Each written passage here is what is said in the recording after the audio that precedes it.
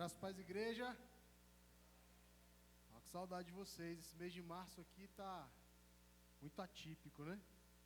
Acho que de 4 domingos aí, 5, acho que só 2 eu consegui estar aqui. Tava falando com a Ramá que nossa agenda esse mês aí foi, de final de fevereiro para agora, foi bastante intensa. Final de semana passado nós estávamos em João Pessoa, família em curso do Sertão. Cheguei a comentar com alguns irmãos aqui no culto que eu tinha vindo anteriormente. Foi uma bênção a gente poder levar pastores sertanejos que nunca entraram no hotel, que nunca tiveram contato com ar-condicionado, para ter um tempo de descanso, de refrigério, de ouvir palavras que talvez eles nunca tenham ouvido. Foi um tempo de muito agradecimento, muita gratidão. Foi um tempo de renovo na vida daqueles homens, daqueles casais, e para a gente também, né? A gente saber que nós podemos ser úteis, né, na vida das pessoas, isso é bênção. E aí, esse final de semana eu fiquei feliz também. A gente ficou de quinta a domingo fora, e aí fiquei segunda e terça em Brasília. Quarta-feira à noite eu viajei a trabalho, fui para São Paulo e fiquei lá até sexta, né? E até nisso a gente consegue ver, se alegrar com o Senhor em várias coisas, né? E foi muito legal eu chegar lá. Teve um rapaz que há 2 anos atrás ele veio para Brasília, na empresa onde a gente trabalha. Ele é gerente comercial. Esse cara ficou 2 meses aqui fazendo captação para a gente. Nesse período, eu e o Weber, a gente é da mesma empresa, a gente colou nele. A gente levou esse cara para o encontro e esse cara teve a vida dele transformada. Esse cara era aquele assim, comercial, boa pinta, sabe? Cada dia aquele cara estava com uma menina diferente. Tinha acabado de terminar um casamento. Hoje ele está firme nos caminhos do Senhor. Congrega com o pastor Freire lá em Campinas. E uma das coisas que eu ouvi por várias pessoas foi assim: cara, o que vocês fizeram com o cara lá em Brasília? O cara ficou 2 meses lá, voltou outra pessoa, né? E aí, esse cara, a gente estava em São Paulo capital, mas ele mora em Campinas. Ele roda de Campinas para capital todos os dias para trabalhar. E eu e o Weber, a gente estava pensando, cara, quarta-feira acho que tem Noite com Deus lá no Pastor Freire. Será que Campinas é perto? Será que Campinas é longe? A gente podia fazer um esforço de dar uma chegada até lá, né? E a gente conversando com o Rodrigo, falou, cara, eu moro lá, eu vou levar vocês, mas é o seguinte, não dá para voltar, vocês vão ter que dormir lá em casa. Eu falei, beleza. E a gente foi lá, teve um tempo de qualidade com o Pastor Freire também, que nos recebeu de surpresa. É muito legal quando a gente tem alguém no campo, alguém enviado, e ele recebe alguém que é conhecido, que faz parte da história dele, né? Foi um tempo ali de renovo para ele também, de refrigério, para a gente também. E quando eu cheguei, a gente já estava na oração de joelho, né? Porque a gente demorou 1h45 para chegar em Campinas, né? Então a gente já chegou faltando meia hora para acabar o culto. E a meia hora final era meia hora de joelho, né? E eu, caramba, meia hora de joelho, vamos embora. Não posso fazer feio, né? Pastor, não posso fazer feio, né? E a gente ficou lá, meu irmão, orando, e eu lembro que quando eu ajoelhei, uma das primeiras coisas que veio no meu coração foi gratidão. Porque em tempos passados, todas as vezes que eu ia a São Paulo trabalhar, o trabalho era o que menos importava, eu jamais estaria na igreja. Estaria fazendo qualquer outra coisa menos na igreja. E eu pude ajoelhar naquela igreja, agradecer ao Senhor por estar indo ali, rodando 160 quilômetros para estar num culto de um pastor amigo que profetizou o ministério na minha vida, lá na cozinha da casa dele, muitos anos atrás, e levado por um cara que conviveu com a gente 2 meses e teve a vida mudada. Por que eu estou falando isso para você? Porque a gente nunca sabe as marcas que a gente deixa numa pessoa, sejam boas ou sejam ruins. Graças a Deus as marcas na vida dele foram boas, mas também foi um tempo de pedir perdão a Deus por todas as marcas ruins que eu deixei na vida das pessoas. Foi um tempo de muita reflexão, esse tempo lá em São Paulo. Mas agora essa semaninha a gente está aqui em Brasília. Sexta-feira a gente bota o carro na estrada, vou eu, Ramazinha e as crianças, fazer lá o casamento da Misa, estar com eles e retornar no domingo. E é honra a gente poder estar à disposição do reino, né? Queria orar com você, antes da gente começar a ministrar a palavra. Estou vendo aqui alguns rostos novos, né? Novos não de conhecidos, mas de estarem aqui. Estou vendo até o Weber ali. Ah, não, é o Joel. Mas eu queria orar com vocês. Pai, muito obrigado, Senhor, pela Tua presença. Muito obrigado, Senhor, pela oportunidade que nós temos, Deus, de estar mais uma vez congregados, Senhor, em Teu nome, Pai. Pai, muito obrigado, Senhor, pela liberdade que há em Cristo Jesus, Deus. Muito obrigado, Senhor, porque o nosso passado não nos define, Deus. Muito obrigado, Senhor, pela graça, Deus, salvadora. Pai, muito obrigado, Senhor, pelo Teu Espírito Santo liberado naquela cruz para as nossas vidas, Deus. Muito obrigado, Senhor, por cada homem, mulher, jovem, adolescente, criança que saiu da sua casa nessa noite, Senhor, para receber algo direto do céu, Pai. Pai, me usa nessa noite, Deus. Fala comigo primeiro, Deus. Mas que cada um aqui receba, Senhor, a sua porção. Assim nós oramos e agradecemos em nome de Jesus. Amém. Hoje eu quero te trazer uma palavra de encorajamento. Fica tranquilo. Hoje não é uma palavra tão dura como as de costume. Fiquem tranquilos. O texto base que a gente vai trabalhar, ele está lá em Marcos 5, do 35 em diante, que é um texto onde Jesus apazigua a tempestade. Esse trecho ele também é contado em outros evangelhos. Lucas 8, se eu não me engano, fala sobre isso. É um texto bastante conhecido. E eu quero ler com vocês o texto, mas depois que eu ler o texto, eu quero voltar um tempo antes da chegada desse texto, para contextualizar o que Deus tem falado no meu coração a respeito do que nós vamos ministrar nessa noite. Amém? Marcos 5, do 35 ao 41. Roosevelt, eu estou com uma revista corrigida aqui. Se você tiver ela aí, beleza. Se não, vai de NVI mesmo. Tá bom? Tem aí? Uma CF parecida, né? Vai dar pouca diferença. Pode continuar na CF aí. O texto diz assim: naquele dia, já sendo tarde, disse-lhes, passemos para outra margem.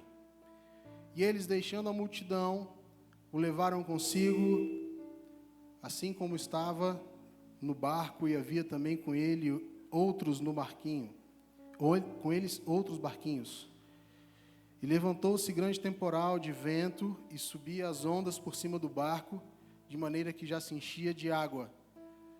E ele estava na popa dormindo sobre uma almofada, e desprezaram-no, dizendo: Mestre, não te importa que pereçamos? E ele, despertando, repreendeu o vento e disse ao mar: Cala-te, aquieta-te. E o vento se aquietou, e houve grande bonança. E disse-lhes assim: Por que sois tão tímidos, ainda não tendes fé? E sentiram um grande temor e diziam uns aos outros: Mas quem é esse que até o vento e o mar lhe obedecem? Esse texto, eu acho que se puder baixar um pouquinho esse microfone aqui, ele está no ponto de apitar. Deixa eu ver se não tem nenhum outro ligado aqui. Não, está mutado. Esse texto ele fala de Jesus num barco com seus discípulos depois de que muitas coisas boas haviam acontecido. Acho que deu, né? Se quiser voltar só um pouquinho o volume. E eu quero te dizer que nem sempre quando o dia mal bate à nossa porta, nós estamos em pecado. Nem sempre quando as coisas não saem como nós planejamos, nós estamos errados.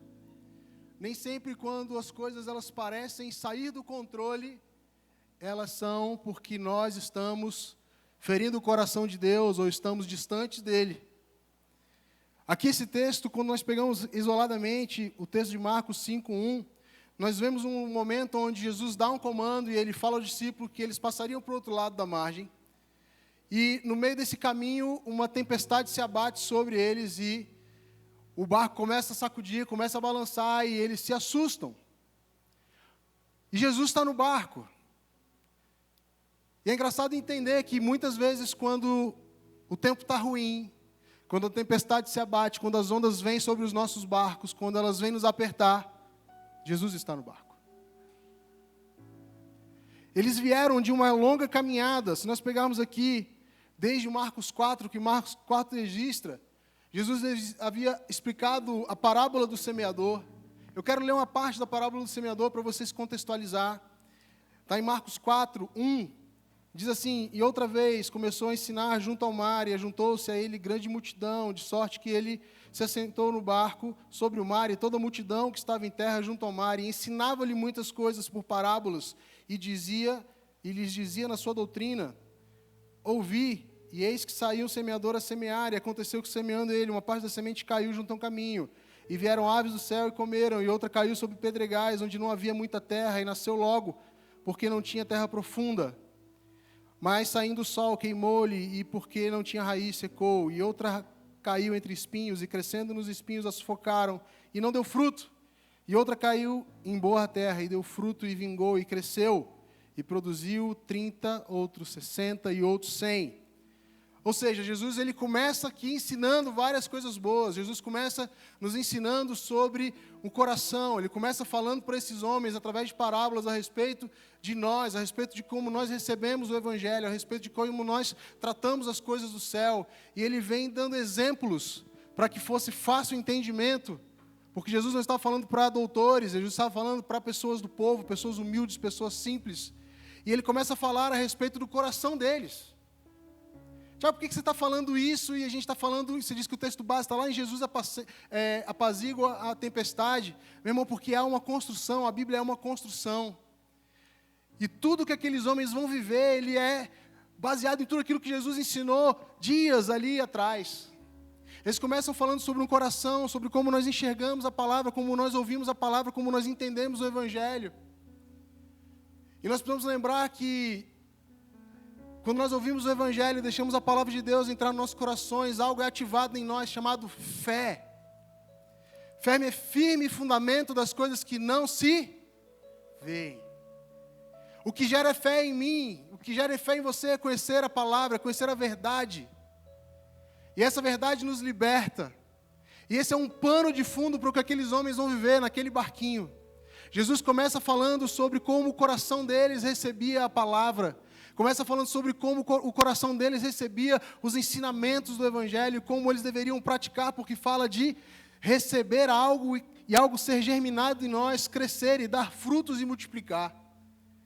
E na sequência ele vem e fala sobre uma parábola da candeia, que está lá nos versos 21 em diante. E diz assim: porventura a candeia pode ser posta debaixo do cesto ou debaixo da cama? Não vem antes para se colocar no velador, porque nada há encoberto que não haja ser manifesto, e nada se faz para ficar oculto, mas para ser descoberto. Se alguém tem ouvidos para ouvir, ouça. E disse-lhes: atendei ao que ides ouvir. Com a medida que medires, vos medirão a vós, e ser-vos-ão ainda acrescentada. Porque ao que tem será dado, e ao que não tem, até o que tem lhe será tirado. Você está vendo que ele está falando sobre um coração. Ele está falando sobre uma intenção. Ele está falando sobre como nós guardamos o Evangelho, como nós guardamos a palavra e como nós nos movemos em direção a ela.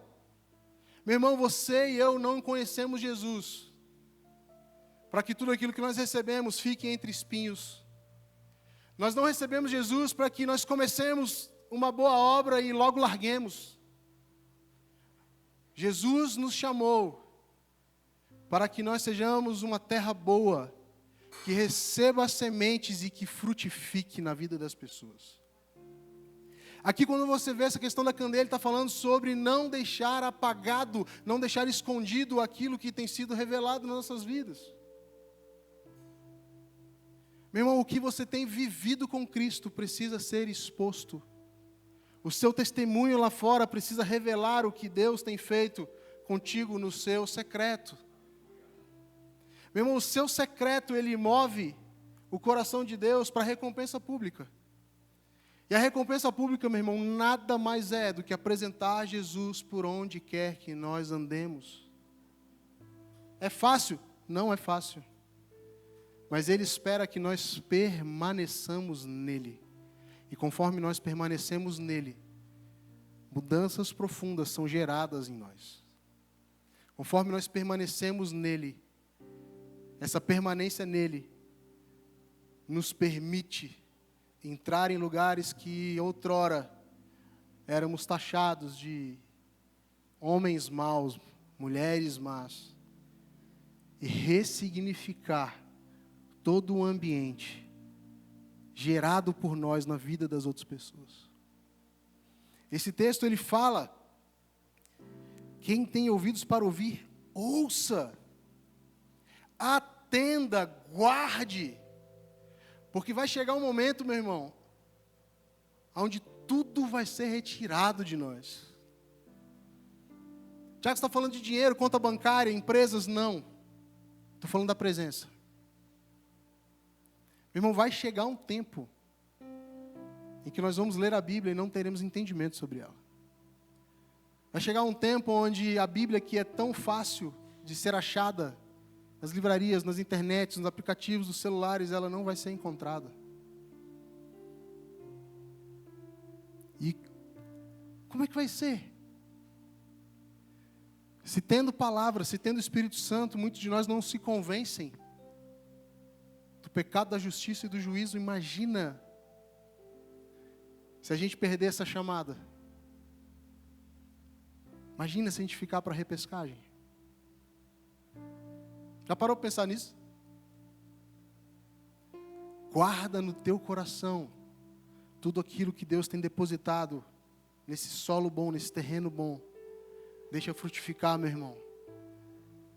Deixa ser candeia sobre a mesa e não candeia embaixo dela, para que outras pessoas vejam o que Jesus tem feito na sua vida. Não para você se gloriar, meu irmão, mas para que a honra e a glória seja dele. Rapaz, eu vi aquele cara lá em São Paulo 2 anos depois, firme, abrindo um treinamento, falando de um versículo bíblico. Olha como esse cara abriu o treinamento. A Bíblia diz que assim como ferro afia o ferro, amigo ao amigo, por isso nós estamos aqui. Para alinhar o nosso entendimento e a nossa direção. Meu irmão, aquele cara trouxe o reino de Deus para uma reunião secular. Mesmo que as pessoas não tenham completo entendimento do que ele falou, ele trouxe Jesus para a mesa. Foram 3 dias, foram o melhor treinamento que nós já tivemos. Porque Jesus foi lembrado. E quando eu parava nos corredores, invariavelmente as pessoas, quando descobriam que era eu e o Weber que tinha ficado com ele, tinha apresentado esse Jesus para ele, a pergunta era: cara, o que você fez com esse cara? Esse cara saiu daqui pegador, todo mundo sabia da fama dele, hoje esse cara não senta nas rodinhas, hoje ele fala de Deus o tempo todo, esse cara vai para a igreja, esse cara tornou um pai exemplar, esse cara está construindo um relacionamento, esse cara está trazendo gente para a igreja. O que aconteceu? Cara, esse cara encontrou Jesus. Sabe por que eu estou trazendo esse exemplo para ele? Porque esse cara nunca tinha ouvido falar de Jesus. Mas bastou um encontro real para que a vida dele fosse transformada. E, meu irmão, quanto tempo a gente tem de caminhada de igreja e nossa vida não está sendo transformada? Quanto tempo a gente tem de caminhada e muitas vezes nós não fazemos diferença na vida de ninguém? Quantas vezes nós temos tempo de caminhada com Cristo e nós somos como crianças na fé? Quantos de nós, quando as pessoas sabem que nós somos cristãos, em vez de trazer alegria, trazem vergonha para o Evangelho? E eu falando que a palavra vai ser tranquila, né? Meu Deus, vamos lá. Vamos voltar para ser tranquilo hoje. E ele vem construindo um ambiente, ele vem falando de coisas legais, ele vem ensinando, e ele vem vivendo dias bons com seus discípulos. Ele fala sobre a parábola da semente, que é importante que a gente entenda, que está ali no 26 ou 29, que diz assim: o reino de Deus é assim, como se um homem lançasse semente à terra, e dormisse e levantasse de noite ou de dia, e a semente brotasse e crescesse, não sabendo ele como. Porque a terra por si mesmo frutifica primeiro a erva, depois a espiga, e por último o grão cheio da espiga. E quando já o fruto se mostra, mete-se-lhe a foice, porque logo está chegada a ceifa. Na sequência ele vem falando sobre a parábola do grão de mostarda, ele vem capacitando aqueles discípulos, aqueles homens que caminhavam com ele mais próximos ali, para passar por um momento difícil. E ele fala sobre o grão de mostarda. E olha o que esse texto fala, do 30 em diante. E eu vou ler do 31. Não, vou ler do 30 mesmo. E dizia, aqui assemelharemos o reino de Deus. Ou com que parábola o representaremos? É como um grão de mostarda que, quando se semeia na terra, é menor de todas as sementes que há na terra. Mas, tendo sido semeado, cresce, e faz-se a maior de todas as hortaliças, e cria grandes ramos, de tal maneira que as aves do céu podem se aninhar debaixo da sua sombra. Meu amigo, o grande lance dessa parábola do grão de mostarda não tem a ver com o tamanho do grão, como muitos de nós pensamos, mas tem a ver com a resistência dele. Sim, ele é pequeno, mas é quase impossível quebrar o grão de mostarda. Dá muito trabalho fazer isso. E lá na frente ele vai falar que a nossa fé, ela precisa se assemelhar a esse grão de mostarda. Meu irmão, por menor que seja a sua fé, entenda, ela precisa ser inabalável. Ela precisa ser firme, ela precisa ser constante. Mesmo quando você não consegue ver o efeito dela. E é engraçado, eu gosto dessa parábola porque, geralmente, quando a gente planta algo, e quem já teve essa oportunidade, nem que seja num trabalho de ciências, plantando feijão num potinho de algodão, a primeira coisa que você vê não é o fruto, não é o caule, não é nada vindo para cima, ela é criando raiz, ela vindo para baixo, ela crescendo, ela se nutrindo, é ela ganhando musculatura, para depois ela vir aparecer e ficar firme. Meu irmão, por menor que seja a sua fé nessa noite, entenda, ela precisa ser inabalável. Deus, a minha fé é muito pequena, mas Deus faz dela inabalável. Que o pouquinho que eu tenho fé hoje, Senhor, nenhuma situação, nenhuma circunstância seja capaz de tirar, seja capaz de quebrar, seja capaz de dividir, seja capaz de diminuir o que eu sinto. E meu irmão, quando você perseverar em fé, com o conhecimento da palavra, esse grão de mostarda, ele vai esbarrar na primeira palavra que nós lemos e ele vai ser semeado em terra boa, meu irmão. E o texto que nós lemos agora diz que você dorme e você não sabe o que acontece, mas daqui a pouco frutificou, meu irmão. As coisas de Deus são assim. É o tal do de repente. E eu amo o de repente de Deus. Porque o de repente não é para aqueles que vêm, dão uma olhadinha e vão embora. De repente é para aqueles que permanecem. E para mim, um dos maiores exemplos de repente é o que acontece em Atos, quando na narrativa Jesus, depois de ficar 40 dias com os seus discípulos, no discipulado mais efetivo que ele fez desde que pisou aqui, ele fala, não se ausentem de Jerusalém, até que vocês sejam revestidos do alto, pelo Espírito Santo, revestidos de poder. Ele fala isso com 40 dias. O Espírito Santo desce com 50 dias, 10 dias após. E vocês já me viram falando sobre isso. Os estudiosos dizem que entre 500 e 600 pessoas ouviram essa palavra. Mas o texto é claro em dizer que 120 homens apenas permaneceram. Meu irmão, vai ter coisa que vai te distrair. Vai ter uma demanda que vai te distrair, vai ter demanda que vai te distrair e que ela é real e que ela é de fato verdadeira e que de fato ela é importante, mas em alguns momentos da nossa vida nós vamos precisar escolher sobre o que é importante de fato nas nossas vidas. Se é resolver algo natural, você permanecer firme com Jesus no sobrenatural. Fico imaginando 600 homens, 500 homens reunidos em um primeiro dia, todo mundo firme, coeso, junto. E daqui a pouco um sente fome, o outro sente sede, o outro sente saudade da esposa, sente saudade dos filhos, e outro começa a pensar que ele é pescador e se ele não está pescando não vai ter sustento, não vai ter alimento. E outro começa a pensar que vai vir o cara cobrar o imposto e ele ainda não fez o dinheiro de pagar o imposto daquele mês. E ele começa a pensar, e são todas coisas lícitas. Mas muitas vezes nós nos distraímos com coisas que são lícitas e nós não permanecemos. Mas para aqueles que permaneceram, aqueles 120 que permaneceram, apesar da circunstância, apesar do medo, apesar da dor, apesar da fome, apesar de repente de um ambiente não tão confortável, apesar de repente de estar longe das suas casas, aqueles que permaneceram experimentaram de repente de Deus. Porque a Bíblia fala em Atos 2 que de repente, como um vento impetuoso, eles foram tocados. E o Espírito Santo se derramou na vida deles, o Espírito Santo se manifestou na vida deles. E o texto é claro de dizer que apesar de 120 homens estarem juntos num lugar, o Espírito Santo desceu sobre cada um deles, ou seja, cada um deles teve uma experiência individual com o Espírito Santo, mesmo estando no ajuntamento. E a gente que é dessa vertente pentecostal, e eu dou graças a Deus por estar numa igreja pentecostal, mas que também tem se aprofundado na palavra. Nós temos experiências com Deus. Nós temos vivido experiências com Deus. Nós temos visto cura no nosso meio, nós temos visto gestações no nosso meio em ventres estéreis, do qual eu sou um deles, do qual o João é um deles.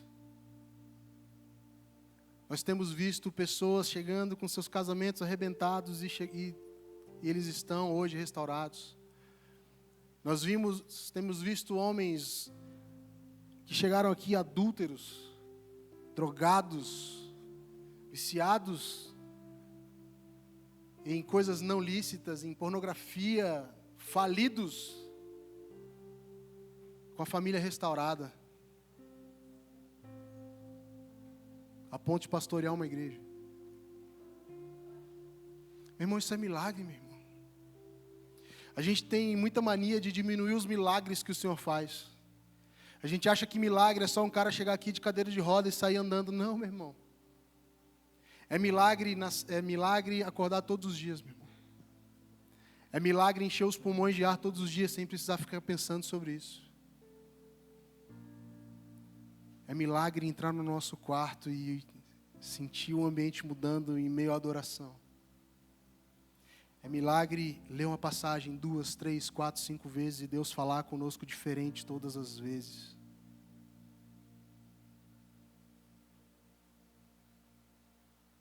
Deus tem nos dado experiências, meu irmão. Para aqueles que decidiram permanecer. Aqueles que permitem permanecer, eles experimentam de repente de Deus nas suas vidas, meu irmão. E o de repente de Deus, ele é muito maior, ele é muito melhor do que eu e você consigamos pensar, prospectar, imaginar, trilhar, endereçar e até mesmo viver. Segue o texto. E aí nós chegamos num dia mau. Jesus cansado, Jesus havia ministrado essas palavras a várias pessoas. E Jesus, ele quer ter um tempo recolhido. Jesus quer ter um tempo de intimidade. Porque não foram todos aqueles homens que estavam ali ouvindo todas as parábolas que ele havia contado que estavam com ele. Apenas um grupo seleto de discípulos que conheciam ele estavam com eles naquela hora. E creio eu, mais alguns tripulantes da embarcação. E muitas vezes, meu irmão, Deus nos leva para um lugar para provar a nossa fé, para testar o nosso coração e para se revelar a nós. Vinha tudo indo bem. E aí Jesus decide que ele cansado, que ele queria se afastar um pouco, ele queria ter um momento com aqueles discípulos, creio eu, até mesmo para saber se eles haviam entendido tudo aquilo que ele havia falado. E eu quero voltar no texto, para a gente rememorar ele, quero te explicar esse texto rapidamente, e trazer algumas coisas que Deus trouxe no meu coração a respeito dele. Marcos 5, de 35 a 41, diz: naquele dia, sendo já tarde, disse-lhes: passemos para outra margem. Desculpa, 4, 35, foi mal. Era só para ver se estava ligado. Passou na teste. TDAH aqui fala alto, mano, foi mal. E naquele dia, sendo já tarde, disse-lhes, passemos para outra margem. E eles, deixando a multidão, o levaram consigo, assim como estava no barco. E havia também com eles outros barquinhos. Mas existia um barco específico onde Jesus estava. E levantou-se grande temporal de vento e subiam as ondas por cima do barco, de maneira que já se enchia de água. E ele estava na popa, dormindo sobre uma almofada, e despertaram, dizendo, Mestre, não te importa que pereçamos? E ele, despertando, repreendeu o vento e disse, cala-te e aquieta. E o vento se aquietou e houve grande bonança. E disse-lhes, porque sois tão tímidos, ainda não tendes fé? E sentiram grande temor e diziam uns aos outros, mas quem é esse que até o vento e o mar lhe obedecem? Meu irmão, eu quero te trazer algumas coisas sobre esse texto. Esse texto diz que Jesus os leva à noite para ter uma experiência com Ele. Mas se você para ver, a maioria dos milagres, se não todos os milagres que tem registrados na palavra a respeito de Jesus, eles foram feitos de dia. Já parou para pensar nisso? A maior parte, se não todos, e aí Joel, meu professor de escola dominical, me corrija se eu estiver errado, foram feitos de dia. E aqui tem um paralelo. Tem um paralelo. Geralmente, dia, nós pensamos em bênção, em alegria, em felicidade. E muitas vezes, a parte, quando entra em noite, fala de noite na Bíblia, nos leva para um lugar ruim, um lugar onde o inimigo está solto, onde coisas ruins acontecem. E quem é da noite, ou foi da noite como eu espero que todos tenham sido e não estejam lá ainda, a gente sabe que a noite ela é muito diferente a respeito de pecado e de oportunidades. E da forma como a bagaceira de fato ela acontece. Ela é muito diferente do dia. E aqui tem esse paralelo de um lugar de bênção onde Jesus fazia milagres e um lugar à noite onde geralmente se esperava com que coisas não tão boas no mundo espiritual elas acontecessem. Não havia relato de Jesus fazendo nada bom, milagre, etc., curando ninguém durante a noite. Existem relatos de Jesus sentado à mesa com Nicodemos, claro. Mas expressamente um milagre acontecendo nós não temos. E aí Jesus leva aqueles homens à noite para um ambiente onde eles dominavam. Porque a maioria dos discípulos eram pescadores. E até mesmo os que não eram pescadores profissionais, eles conheciam do mar e da pesca, porque aquilo era fundamental para a subsistência da cultura da época, da civilização da época. Então, meu irmão, Jesus pega aqueles homens, separa eles para si, uma quantidade de homens para ter com eles e leva eles para ser provado no lugar onde eles dominam. Consegue perceber isso? Meu irmão, muitas vezes você vai ser provado no lugar onde você domina. Muitas vezes você vai ser provado na zona de conforto. Muitas vezes você vai ser provado no lugar que você acha que já venceu. E Jesus muitas vezes vai te levar lá para testar o que há no seu coração. Meu irmão, a Bíblia fala que o dia bom e o dia mau foram feitos por Ele. E o dia bom e o dia mau foram feitos justamente para que Deus possa testar o nosso coração, testar a nossa fé, testar o nosso entendimento, testar qual ponto que nós decidimos permanecer ou que ponto nós abriremos mão. Eles estão com Jesus no barco. E Jesus está dormindo no meio da tempestade. A Bíblia fala que ele está assentado numa almofadinha, num travesseirinho, ele está deitado, reclinado, dormindo tranquilamente. Meu irmão, o pau está quebrando lá fora. A onda está vindo, o mar está balançando.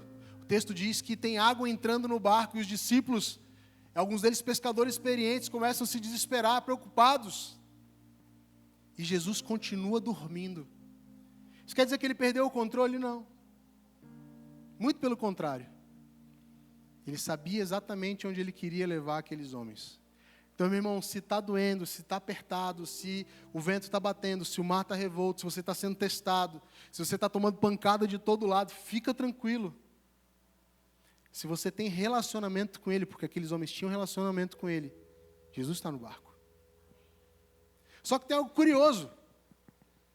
Aqueles homens, eles começam a lutar com a força do braço. Porque eu fico imaginando eles. Pega balde, tira a água. Vamos aliviar o peso do barco, solta as velas. Tem alguma coisa que de repente a gente pode jogar para estabilizar, de repente a gente pode botar mais peso de um lado ou do outro do barco, que ele está pendendo, não sei. Eu fico imaginando aqueles homens buscando soluções naturais num ambiente onde a aprovação ela não é natural, ela é sobrenatural. Mesmo com Jesus no barco. Deixa eu te falar um negócio. Muitas vezes a gente demora para chamar Jesus. Muitas vezes Jesus está no barco, Jesus está com a gente. Jesus está cuidando de tudo e está com tudo no controle. Mas a gente demora em acordar Jesus. Fico imaginando, de repente, eu gosto de imaginar, tá? Eu gosto de criar as histórias na minha cabeça e nós podemos fazer isso desde que a gente não faça nenhuma heresia, tá bom? Eu fico imaginando Jesus dormindo, ele falou assim, cara, Jesus trabalhou o dia inteiro, né? Ele ministrou na vida de uma galera o dia inteiro, ele falou para a multidão, ele deve estar cansado. Vamos resolver do nosso jeito aqui. E Jesus tranquilo, esperando ser chamado. Às vezes a gente acha que a gente pode resolver, meu irmão. Às vezes a gente acha que está sob controle. Às vezes a gente acha que o nosso intelecto ele é capaz de resolver as coisas. E, meu irmão, não estou dizendo que ele não é capaz de resolver as coisas. Que Deus nos deu inteligência e sabedoria para a gente resolver coisas. Mas quando nós chamamos Jesus, as coisas ficam mais fáceis. Quando nós chamamos Jesus, tudo aquilo que você conhece, toda a sua sabedoria, ela é levada para um outro nível. E aí aqueles homens assustados, depois de um tempo, decidem acordar Jesus.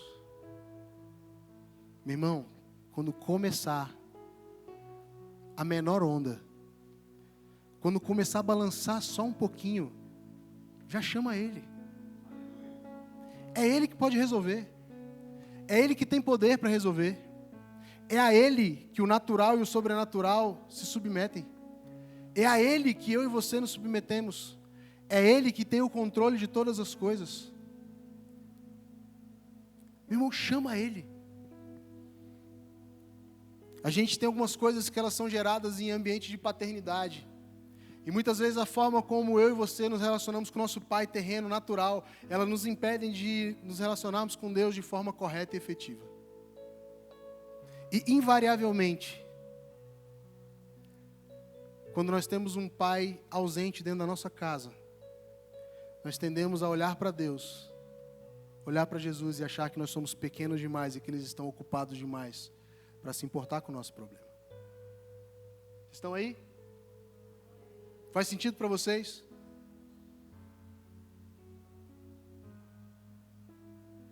Deus é o melhor pai que nós podemos ter. E Ele nos suprirá em todas as coisas. Meu irmão, se está doendo, se está apertando, não espera estar envolto em problema, não espera o mar se levantar e ondas de 3, 4, 5 metros se abaterem contra o teu barco, meu irmão. No menor sinal de fumaça, no menor saculejo que o teu barco estiver dando, vai procurar Jesus, porque Ele tem a resposta. Ah, Jesus está dormindo, Jesus está cansado. Não, meu irmão, é dele que vem a resposta. Ah, é um problema muito pequeno, Deus é muito grande, Ele deve ter muitos outros problemas para resolver, muito maiores do que eu. Não, meu irmão. É contigo que Ele se importa. Se Jesus precisasse ter morrido na cruz apenas por você, Ele faria. Esse é o seu preço. Esse é o tamanho do amor de Deus por você.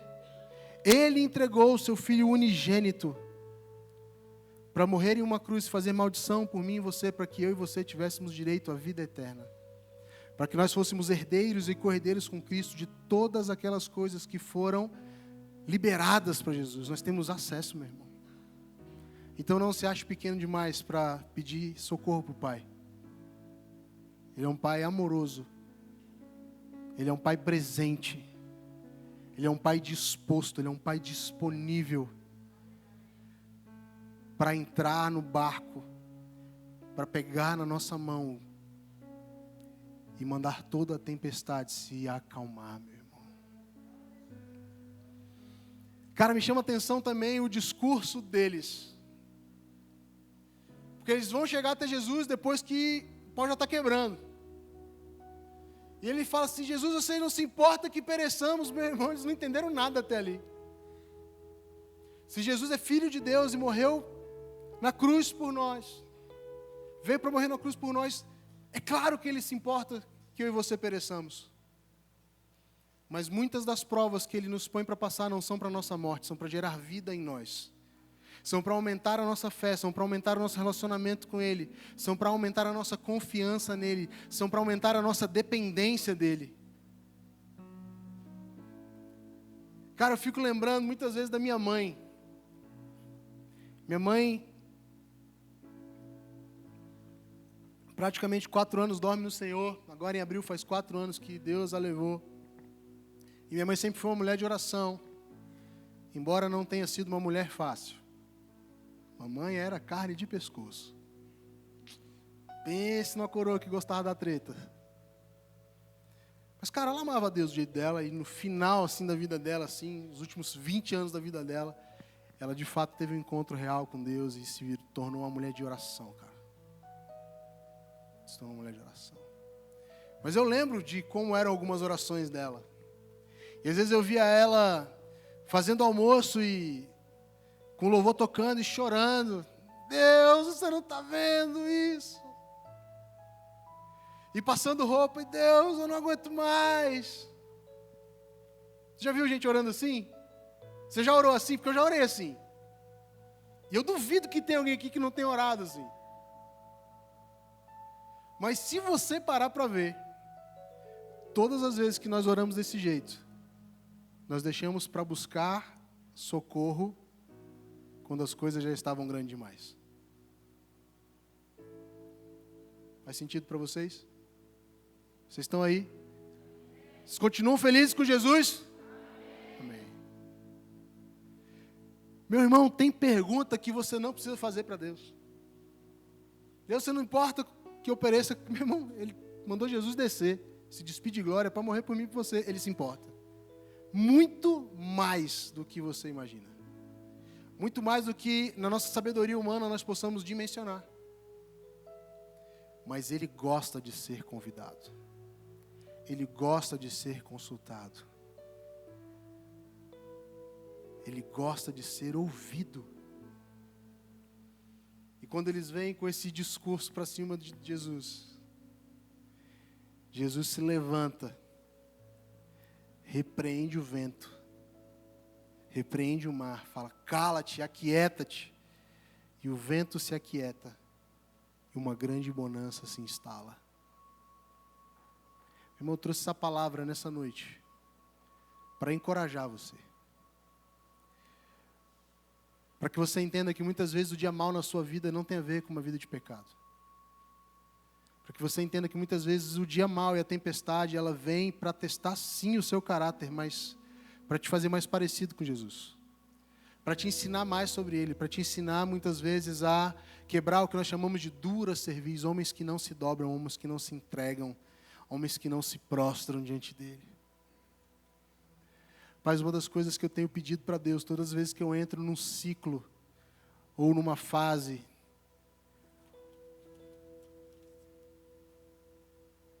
ou numa estação, né? Tem gente que fala assim: ah, uma nova estação.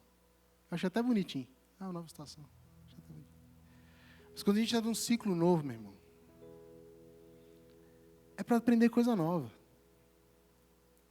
É para entender que o mesmo Deus que abre mar vermelho se importa com a tua conta de luz atrasada. É entender que o mesmo Deus que mandava cair maná do céu e que permitiu com que as roupas do povo não se gastassem no deserto por 40 anos e que as sandálias crescessem nos pés à medida que eles crescessem, também é Deus de pequenos milagres diários na nossa vida.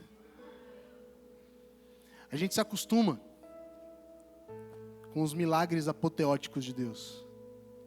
E a gente subestima Deus, achando que alguns problemas nossos são pequenos demais para serem apresentados a Ele. Meu irmão, submeta a sua vida integralmente a Ele. Quando Jesus é levado ao deserto, Ele não é levado pelo pecado, por nada além do mesmo motivo que esses homens foram levados para um mar revolto. Jesus estava testando o coração daqueles homens. E Jesus, quando foi ao deserto para ser tentado, Ele não foi levado ao deserto para Satanás. Satanás era abusado e passou por lá. Ele foi levado pelo próprio Espírito Santo ali. Meu irmão, tem barco balançando, que foi o Espírito Santo que soprou o vento. Tem barco balançando, que é permissão de Deus para ensino, para correção, para que a nossa fé aumente, para que aquele grão de mostarda que nós falamos, ele possa aumentar as raízes para dentro da terra, para que na hora que ele vá ser visível, recompensa pública, né? Cara, está tudo ligado com Mateus 6:6. Entra no teu quarto, fecha a tua porta, fala com o teu Deus em secreto. E Ele que te vê no secreto te recompensará publicamente. Meu irmão, tem um lugar que Deus nos deixou para que nós possamos experimentar a disponibilidade dEle. E assim como aquele barco é um lugar de intimidade, é o nosso quarto, é o nosso secreto. Naquele barco estavam os discípulos, os que tinham intimidade, os que andavam com Ele, os que comiam a comida dele, os que compartilhavam das risadas dele, os que compartilhavam dos ensinamentos. Deus sempre quer nos levar para um lugar de intimidade. E é o lugar de intimidade que revela a presença. E quando a gente entrar nesse lugar de intimidade, meu irmão, quando a gente entrar nesse lugar de secreto e dobrar os nossos joelhos, e entregar o controle de todas as coisas na mão daquele que nos amou primeiro, e chamar Ele para as nossas menores decisões e apresentar para Ele os nossos menores problemas, nós vamos experimentar o de repente de Deus no nosso quarto. E aquela oração que parece um monólogo vai começar a se tornar um diálogo. E aquela Bíblia que você lia e não conseguia entender, ela vai começar a se tornar uma carta de amor de Deus para você. E tudo aquilo que você tem passado, Deus vai começar a descortinar da frente dos seus olhos, para que você entenda os lugares aonde Ele quer te levar, meu irmão. Meu irmão, entenda, nenhum de nós chegou aonde Deus quer que nós estejamos. Nós estamos em constante processo de crescimento, de amadurecimento, de sermos parecidos com Jesus, para que a gente possa cada vez mais ser exposto a desafios maiores. E todas as vezes que nós formos expostos a um desafio, nós apresentarmos Jesus para as pessoas lá fora.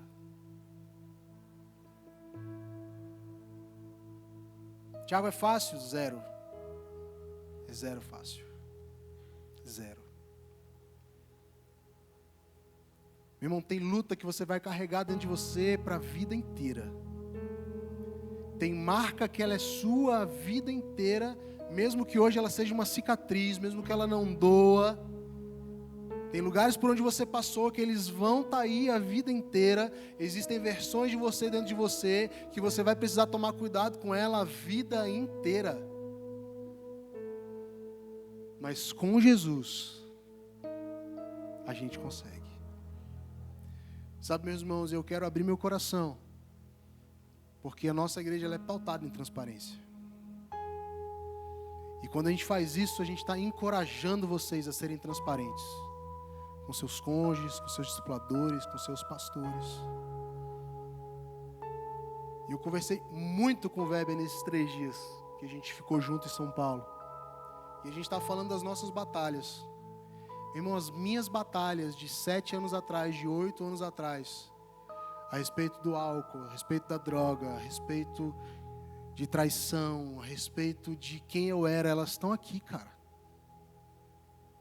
Mas hoje elas estão ali trancadas às 7 chaves e esse cara está morrendo por inanição. Mas, meu irmão, se a gente deixar as coisas de Deus de lado, se a gente parar de ler Bíblia, se a gente parar de ser chato em se guardar, em se preservar, e se a gente não perseverar no caminho, é uma questão de tempo e de muito pouco tempo para que a gente seja atropelado por quem nós éramos. Eu estava falando com ele, né? Porque a gente estava ali num grupo de umas 10 pessoas que viajaram juntas, e eu falo assim, cara, eu tenho um problema, porque eu penso muito rápido. E como eu fui criado na zoeira, eu fui criado com dois irmãos gêmeos, Fernando e Guilherme, a gente tinha a mesma idade. A gente fazia tudo junto. A gente ia para a igreja junto, a gente ia para a escola junto, a gente ia para o ensaio do coral junto, ensaio do grupo de louvor junto, a gente jogava bola junto, eram quase trigêmeos. E eles eram 2 contra 1, né? Então, quando um puxava a brincadeira, eu já tinha que ficar ligado, senão eu era o último, eu ia me lascar. Então, eu comecei a aprender a pensar rápido. E esse pensar rápido, cara, é bom, porque ele tem a ver com as coisas do reino, tem a ver com as coisas profissionais. Mas aquele Tiago que viveu uma bagaceira, esse cara ainda pensa rápido. E muitas vezes o pensamento vem e eu tenho que administrar o pensamento. É uma piada que você tem que fazer, ou que você não tem que fazer, que você precisa segurar. Meu irmão, vai vir. Mas você tem que aprender a não verbalizar aquilo que vem na sua mente. Você tem que aprender a guardar isso para você e submeter isso ao poder de Deus na sua vida. E perseverar em, por mais que você pense, não falar as coisas que vêm do seu coração. São lutas diárias, meu irmão. Eu contei para vocês, quando nós estávamos de mudança de Vicente Pires para Águas Claras, eu fiquei 10 dias, 15 dias envolto em trabalho novo, em mudança, montando equipe, montando processo, comandando uma mudança, saindo de uma casa de 3 vezes o tamanho do apartamento para apartamento, vendo o que ia jogar fora, o que não ia, o que ficava. E, cara, eu estava cansado, eu trabalhava 12 horas por dia, 14 horas por dia, dava 8 horas da noite, a gente começava a abrir caixa, arrumando coisa com lanterna, porque a luz não tinha sido ligada ainda, aquele caos dentro de casa. E 6 horas da manhã eu estava de pé de novo, e, cara, eu parei de ler Bíblia, eu parei de orar como deveria, eu tinha um motivo justo. Eu estava no emprego novo, montando um time, eu estava fazendo a mudança, meus filhos estavam 1 semana já fora de casa, na casa da avó, estava com saudade dos meninos, queria que ela acabasse logo. Meu pai estava na casa da minha irmã, eu queria que ele voltasse para casa logo. E, cara, 10 dias que eu me distraí, o meu olhar mudou. O jeito como eu olhava o Instagram, ele era diferente. Tiago, por que você está falando isso? Porque eu sei que essa é a sua luta, meu irmão. Pode não ser exatamente nesse sentido que eu estou falando, mas tem uma luta que ela vai estar dentro de você o tempo todo e vai bater todo dia na porta e vai estar lá, meu irmão. Porque faz parte de você esse homem mau, essa mulher má. Mas nós precisamos decidir todos os dias por Jesus. Nós precisamos decidir o que vai brotar da nossa boca.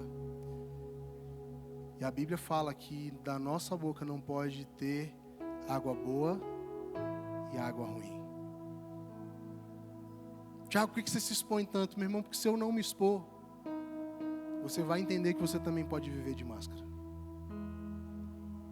E aqueles que vivem de máscara jamais experimentarão de repente de Deus. E jamais terão suas vidas transformadas. E jamais terão relacionamentos profundos com Deus. E jamais se permitirão serem levados por Ele para águas profundas. Irmão, perca a sua reputação. Para nós, perca a sua reputação, irmão. O que importa é o que Deus pensa de mim e de você.